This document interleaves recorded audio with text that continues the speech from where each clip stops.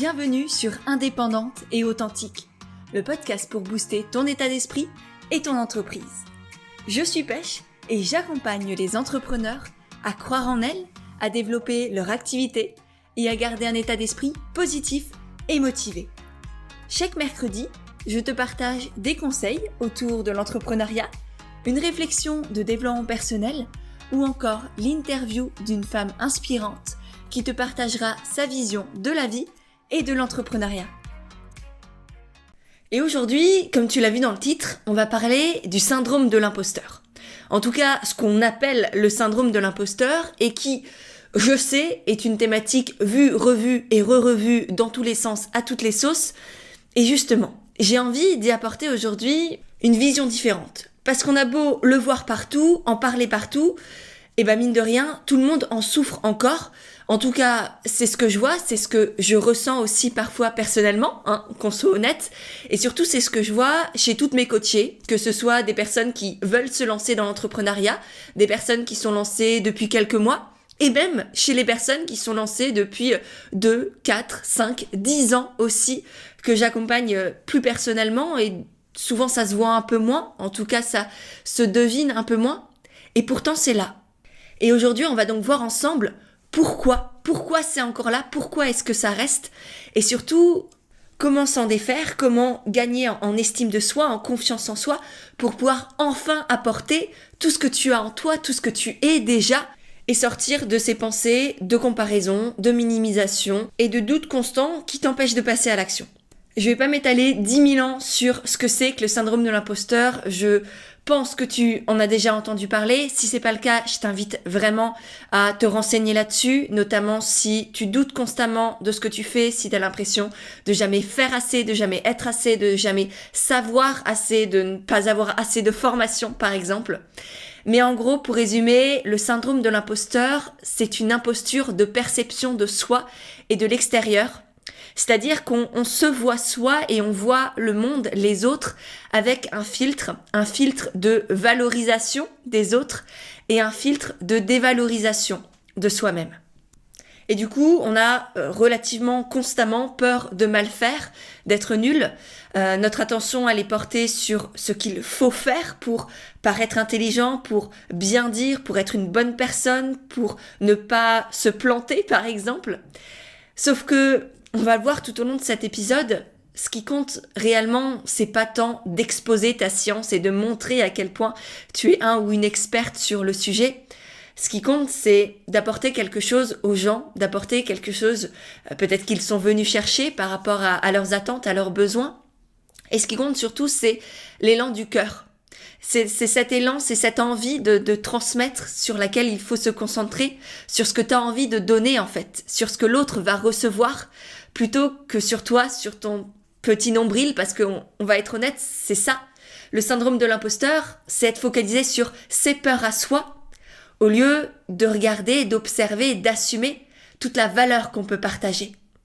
Et c'est ça qui pêche, c'est ça qui nous empêche justement d'oser, d'avancer, d'avoir des résultats, d'avoir des clients aussi, notamment dans l'entrepreneuriat. C'est parce qu'on regarde juste son petit nombril à soi, plutôt que d'observer tout ce que l'on a, tout ce que l'on sait déjà. Et du coup, ce que je voulais te dire là pour cette intro, c'est surtout et avant tout que quand on donne avec le cœur, alors on n'est plus dans l'imposture. On est dans la sincérité, on est dans le vrai, on est dans un échange d'humain à humain. Et au final, c'est peut-être ça qui compte et c'est peut-être ça qui est le plus puissant et le plus impactant. Juste l'envie de transmettre, de donner et à l'autre de faire le tri pour recevoir et garder ce qui résonnera en lui et ce qui lui permettra aussi d'avancer. Donc voilà globalement pour ce que c'est que le syndrome de l'imposteur. En tout cas, ce qu'on voit habituellement, cette sensation de pas être assez, de devoir toujours faire plus, de pas donner assez, de pas être la bonne personne en fait. Mais comme je te l'ai dit aujourd'hui, j'ai envie de casser les codes, de t'apporter une nouvelle vision de cette notion-là. Et la première chose qui est extrêmement importante pour moi de te partager, c'est que le syndrome de l'imposteur, ça n'existe pas. C'est pas une maladie, c'est pas un trait de caractère. C'est pas non plus un fait sur soi en mode je suis un imposteur, je peux pas, je suis capable de rien. Non. C'est pas un syndrome en fait. C'est juste un sentiment. C'est une pensée que l'on a à son égard. C'est quelque chose que l'on crée à l'intérieur de soi et qui n'existe qu'en soi-même. Et du coup, c'est compliqué parce que on le voit pas. Bien souvent, on est un peu emprisonné par nos pensées, nos croyances. Et en même temps, la bonne nouvelle, c'est qu'on a aussi le pouvoir de le changer, de le transformer et d'apporter plus de confiance, de légitimité, d'assurance en qui on est et en ce qu'on fait. Et c'est justement pour ça que j'enregistre cet épisode aujourd'hui. Pour te transmettre des nouvelles façons de penser, des nouvelles croyances à développer et surtout une nouvelle manière de partager et d'entreprendre tout ce que tu es en train de faire ou tout ce que tu as envie de développer. Donc, c'est pas une maladie, c'est pas un trait de caractère, c'est pas un fait sur toi inébranlable et réel. C'est juste un jugement intérieur de toi à toi et circonstanciel. C'est-à-dire que ça dépend de la situation, des circonstances, de la thématique à aborder, des personnes avec qui tu es, mais c'est jamais tout le temps, constamment le cas. Il y a des moments où peut-être que, effectivement, t'es pas capable, tu sais pas, t'as pas les connaissances ou les compétences nécessaires et oui, du coup, là, tu n'es pas légitime. Mais il y a plein d'autres moments dans ta vie, dans ton entreprise, où tu as des connaissances et des compétences à partager. Et mon but aujourd'hui, c'est que tu ailles t'y connecter, que tu les assumes vraiment et que tu arrêtes de douter constamment. Et évidemment, là, l'idée pour moi, c'est pas de créer de la culpabilisation à l'intérieur de toi.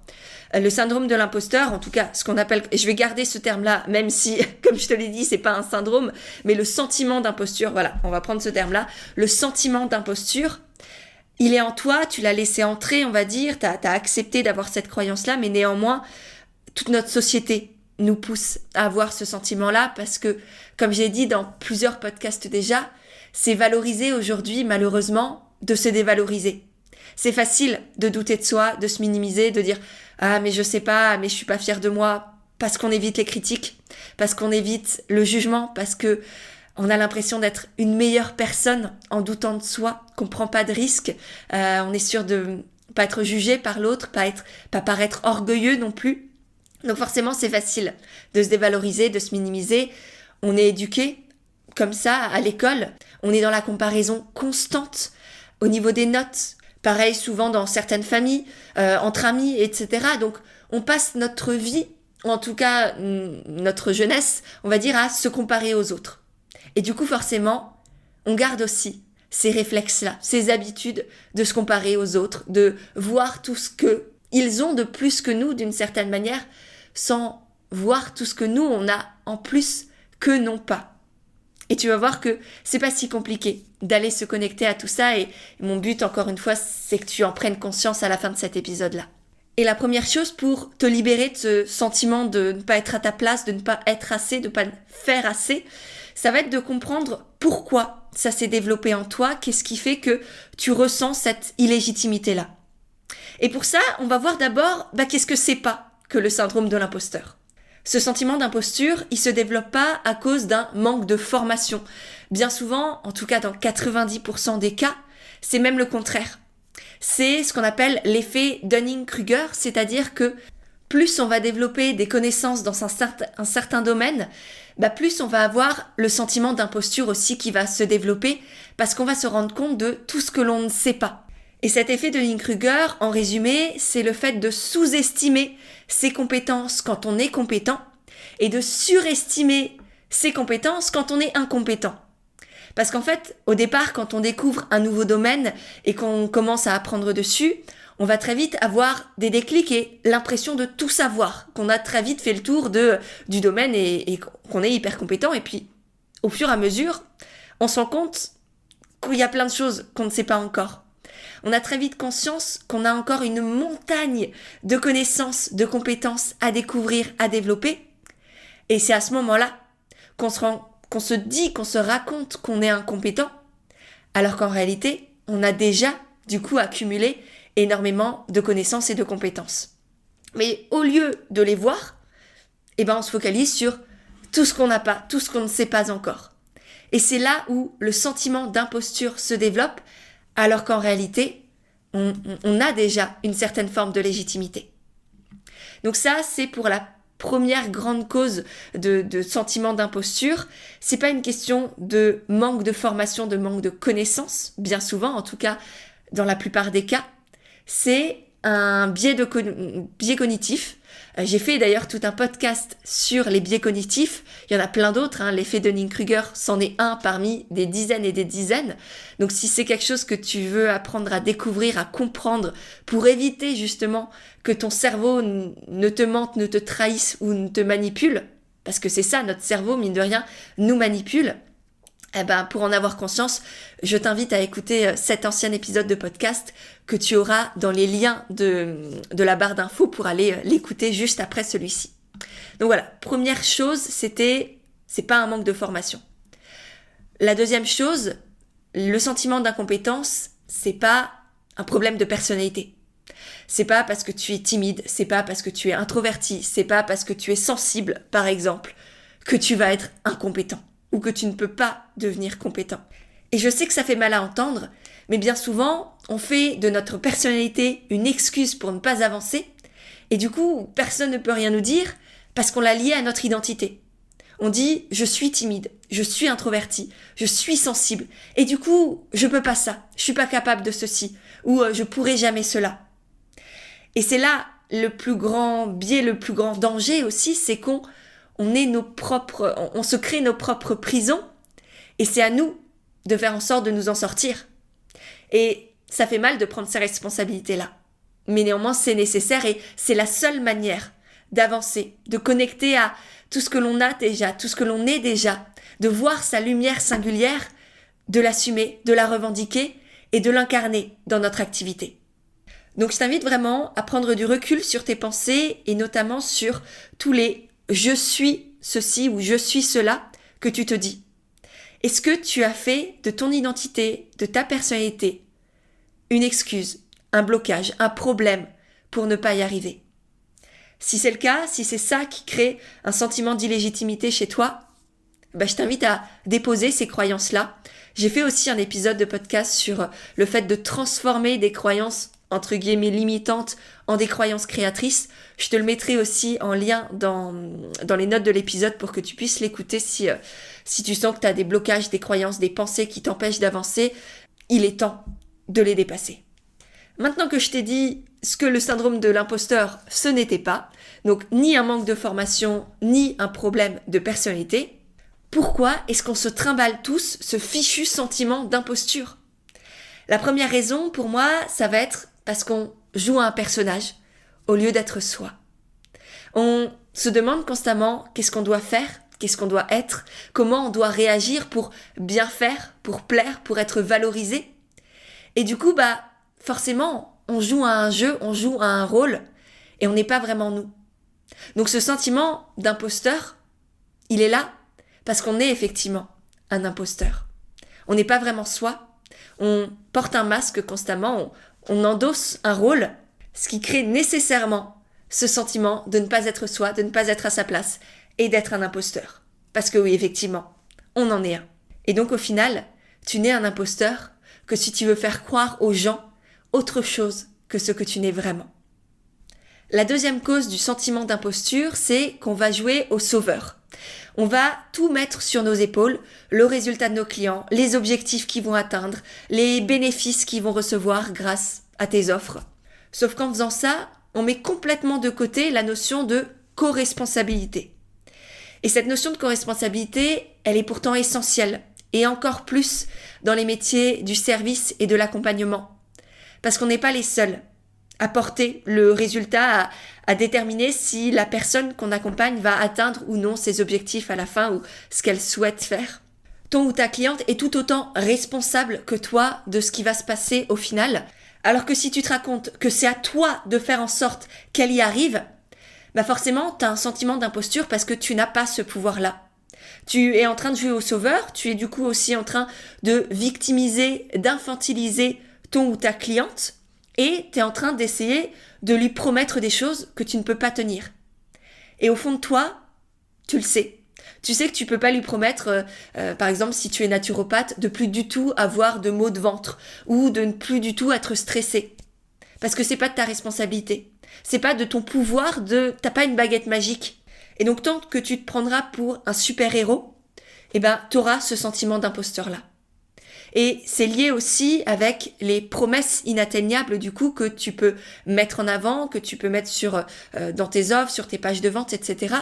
Et c'est hyper important d'en être consciente et de ne pas vendre du rêve, de ne pas te dire aussi que tu dois absolument vendre du concret parce que c'est ça qui plaît aux gens. Moi, c'est quelque chose que je me suis obligée à faire, entre guillemets, pendant très longtemps. Je me suis forcée à donner des techniques marketing, à donner des conseils stratégiques, à donner du comment.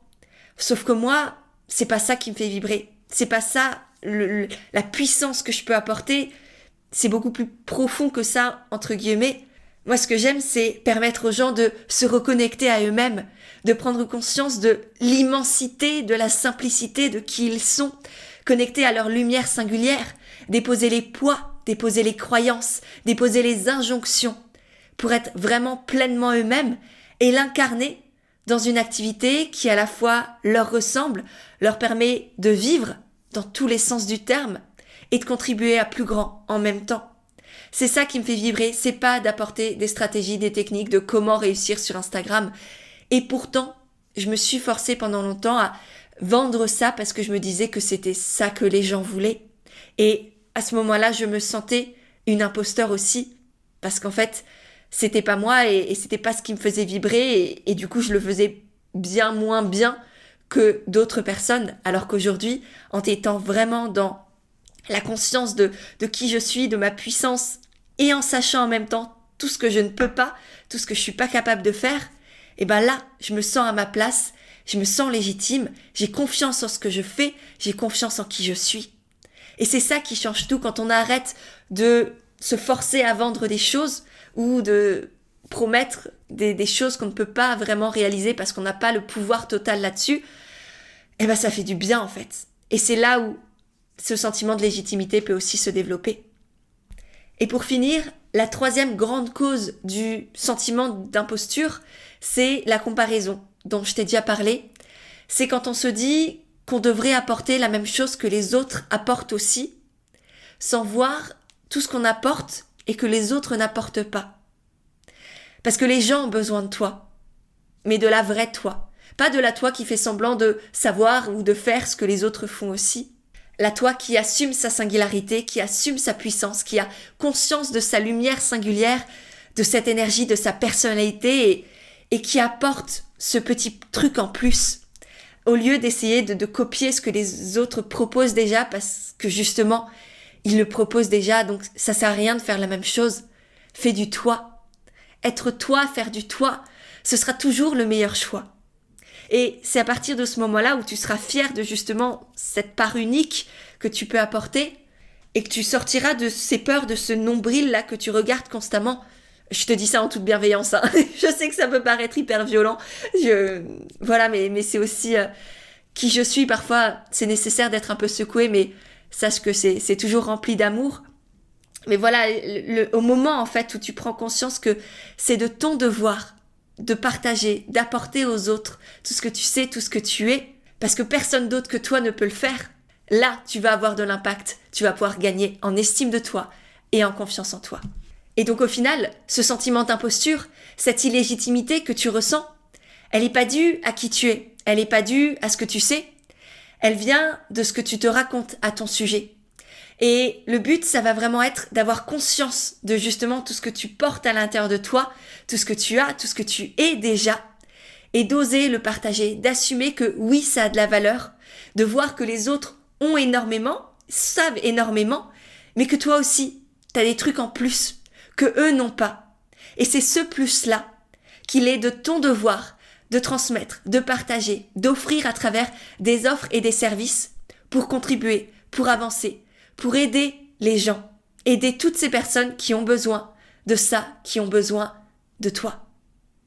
Donc, change de regard, arrête avec ce petit nombril, avec ces peurs et prends conscience de ta lumière. Prends conscience de ces capacités que tu as déjà. Sois honnête envers toi-même, envers les autres. Et te laisse pas happer par la facilité à te dévaloriser, à te minimiser. T'as un pouvoir immense, t'as une puissance immense à l'intérieur de toi.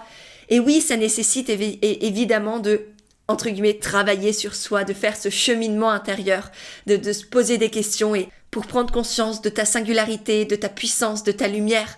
Et c'est tout ce qu'on fait justement aussi dans le Boost Camp, qui est un challenge de 2 semaines, qui t'accompagne chaque jour avec une thématique spécifique pour avancer et connecter à cette lumière singulière et créer une activité qui soit à la fois authentique, différenciante et épanouissante, dans laquelle tu te sens à ta place, dans laquelle tu es fier de qui tu es et de ce que tu fais, et où tu oses l'incarner, le revendiquer, tout en restant dans l'humilité.